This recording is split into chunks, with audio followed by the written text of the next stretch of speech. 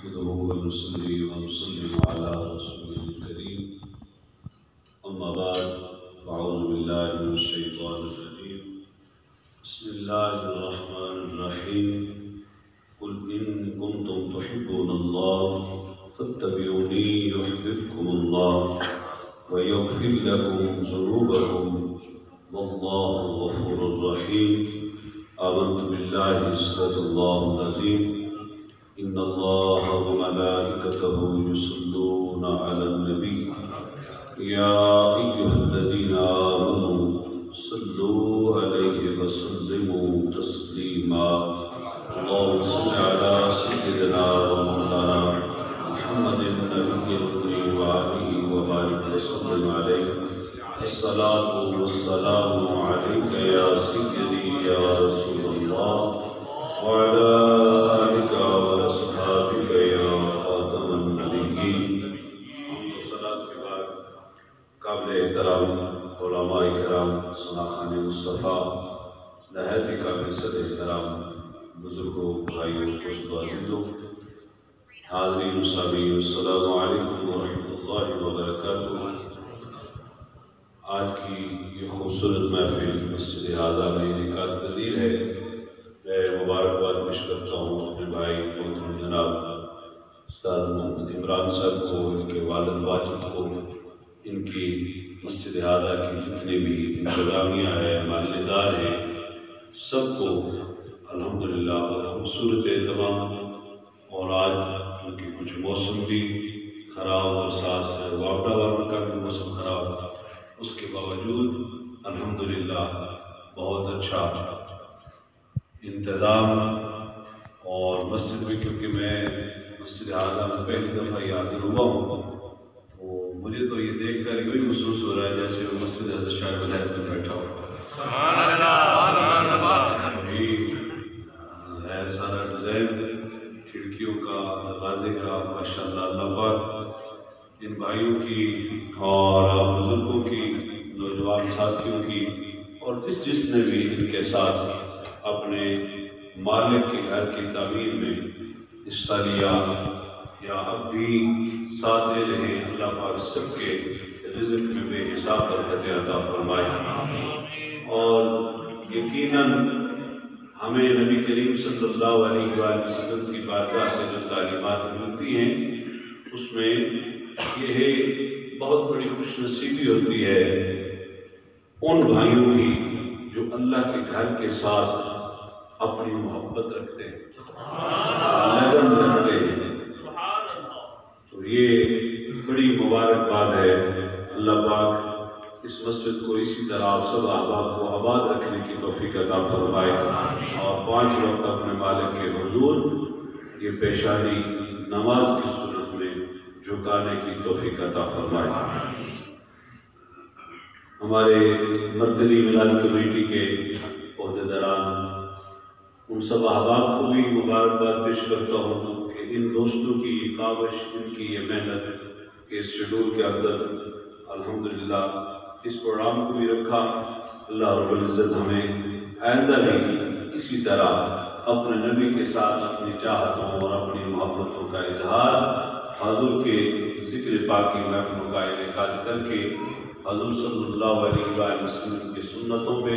اور آپ صلی اللہ علیہ وسلم کی تعلیمات پہ عمل پیرا ہونے کی توفیق عطا فرمائے. قرآن مجید فرقان حمید سے میں نے پڑھا قل ان کنتم تحبون اللہ. اللہ رب العزت فرماتے ہیں اے محبوب صلی اللہ علیہ وآلہ وسلم آپ فرما دیں، یعنی لوگوں کو آگاہ فرمائیں، ان کنتم اگر تم تحبون اللہ اللہ سے محبت چاہتے ہو، فاتبعونی تو اللہ کی محبت پانے کے لیے سب سے پہلی جو شرط ہے وہ یہ ہے کہ فاتبعونی پہلے میرے محبوب کی اتباع میں آؤ، پہلے میرے محبوب کی غلامی کا پٹا گلے میں رکھو، میرے محبوب کے طریقے کو اپناؤ، میرے محبوب کی سنتوں کو اپناؤ، میرے محبوب کی تعلیمات پر عمل پیرا ہونے کی کوشش کرو. جب آپ کا تعلق اپنے نبی کے ساتھ غلام ہونے کے ناطے جب جڑ جائے گا تو پھر اتنا بڑا اعزاز مالک اپنے اس بندے کو عطا فرماتا ہے کہ مالک فرماتا ہے کہ پھر یحببکم اللہ، پھر میں خود اس بندے کے ساتھ محبت فرماؤں گا۔ یہ رسول اللہ کی امتی کا یہ اعزاز ہے، یہ شان ہے، یہ اس کا مرتبہ ہے کہ جب وہ اپنا تعلق غلامی والا، تعلق محبت والا، تعلق رسول اللہ کے ساتھ جو اطاعت اور اتباع والا ہے، جب وہ امتی اپنے نبی کے ساتھ قائم کر لیتا ہے تو پھر اس مالک کی بارگاہ سے یہ سند جاری ہوتی ہے کہ پھر وہ خالق ہو کر اپنے اس بندے کے ساتھ محبت فرمانے لگتا ہے۔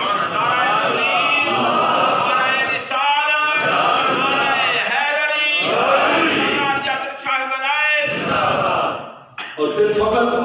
مالک کی محبت تک نہیں بلکہ وہ اپنی بخشش و مغفرت کے دروازے کھولتا ہے اپنے اس بندے کے لیے،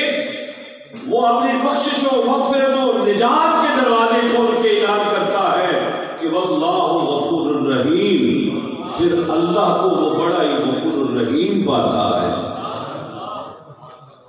خلاصہ اس کا یہ نکلا کہ اگر اپنے رب کو غفور الرحیم پانا چاہتے ہو تو پہلے اس کے محبوب کی رحمت کا حقدار بننا پڑے گا، یعنی تاجدار کائنات کی رحمت کا حقدار بنے بغیر وہ مالک غفور الرحیم نہیں ہوتا۔ اس کو غفور الرحیم پانا چاہتے ہو تو پہلے فَاتَّبِعُونِی میں عمل ہوگا، اس نبی آخر زمان صلی اللہ علیہ وآلہ وسلم کے ساتھ وفا کرنی پڑے گی۔ محمد کی غلامی دین حق کی شکل اول ہے، اسی میں ہو اگر ذرا بھی خامی تو سب کچھ نامکمل ہے۔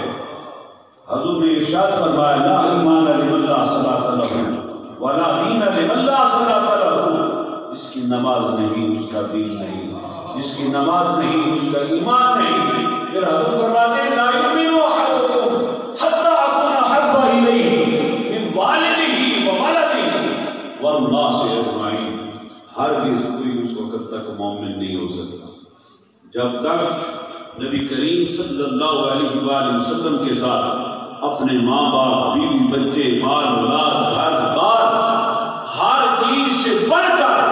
جب تک اپنا تعلق، اپنی محبت کا مرکز ذات مصطفیٰ صلی اللہ علیہ وسلم کو نہیں بنا لیتا اس وقت تک وہ مومن نہیں ہو سکتا۔ حضور نبی کریم رؤوف الرحیم رحمت للعالمین صلی اللہ علیہ وآلہ وسلم مسجد سے باہر نکل رہے تھے تو ایک سائل سامنے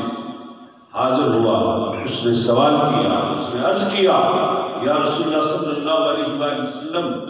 قیامت کب قائم ہوگی؟ حضور جانے کائنات صلی اللہ علیہ وآلہ وسلم نے اپنے وحی یوحا کے لبوں سے فرمایا اے قیامت کا پوچھنے والے بتا تو نے اس کے لیے تیاری کیا کر رکھی ہے؟ جس بات کی تو پوچھتا ہے، جو سوال تو کر رہا ہے، اس کے لیے تیرے پاس تیاری کیا ہے؟ لیکن یہاں سے کسی بندے نے لاہور جانا ہے تو ظاہری سی بات ہے، عقل مند وہی ہے کہ جو پہلے تیاری کرے گا۔ اگر 2-4 دن رہنا ہے تو کپڑے رکھے گا اپنے، پھر آنے جانے کا خرچ اپنی جیب میں رکھے گا،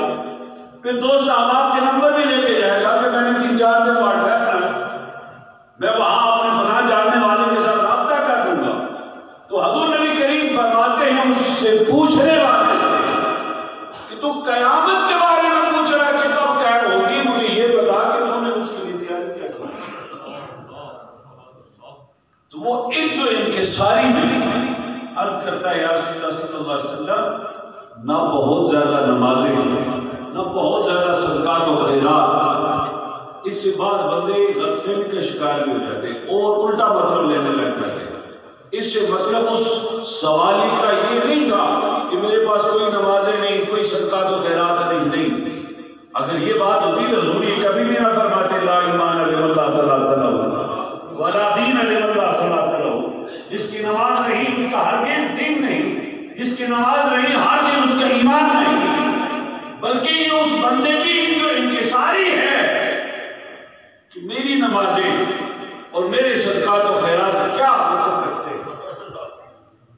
اس سے مطلب یہ نہیں کہ ان چیزوں کی ضرورت نہیں، یہ مسلمان کے لیے فرض ہے۔ 5 وقت کی نماز فرض ہے، یہ اس کی عزت و انکساری ہے کہ حضور کے سامنے عرض کرتا ہے کہ یا رسول اللہ مجھے نمازوں اور صدقات و خیرات پہ اتنا مان نہیں، مان ہے تو اس چیز پہ ہے کہ یا رسول اللہ میں اللہ اور اللہ کے رسول سے محبت کرتا ہوں۔ یعنی یہ اس کی عزت و انکساری کا اظہار ہے کہ نمازیں ہیں، صدقات و خیرات ہیں، لیکن ان پر مان نہیں کہ نجات ہو جائے گی، مان ہے تو کس پہ ہے؟ اللہ کے رسول پر مان ہے۔ تو حضور جانے کائنات نے جب اس سوالی کا یہ جواب سنا تو فرمایا المرء مع من احب، جس کے ساتھ تو محبت کرتا ہے کل قیامت کے دن پھر تو اسی کے ساتھ ہوگا۔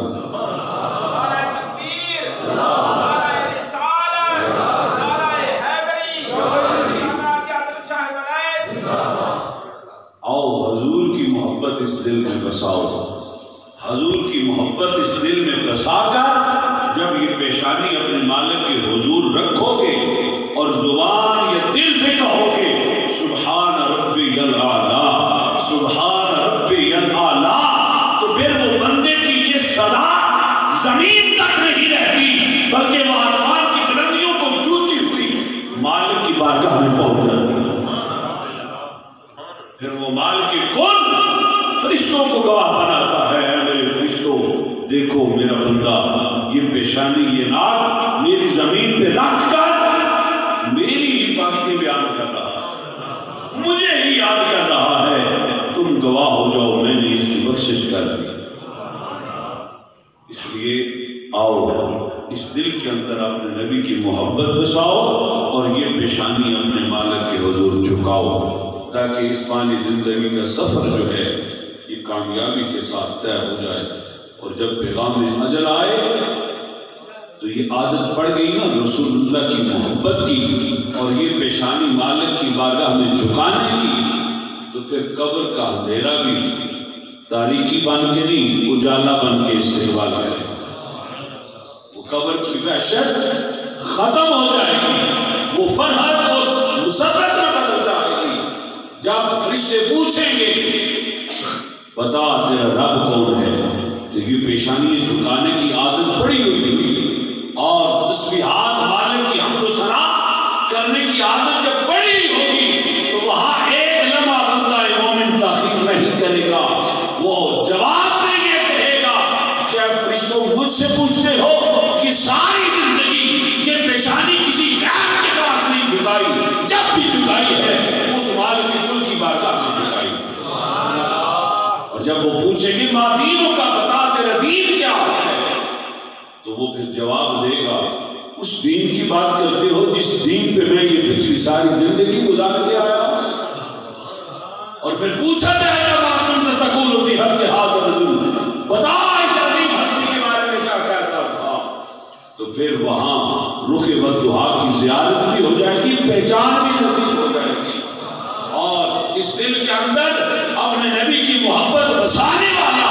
ایک لمحے میں پکار اٹھے گا ہوا رسول اللہ صلی اللہ علیہ وسلم، ان کے بارے میں پوچھتا ہے، انہی کا تو ذکر کرتے کرتے یہاں پہنچا ہوتا۔ اس لیے آؤ یہ طریقہ اختیار کرو، اس راستے پہ آؤ، اس دل میں اپنے نبی کی محبت بساؤ اور یہ پیشانی اپنے مالک کی بارگاہ میں بچھاؤ۔ اللہ پاک مجھے اور آپ سب کو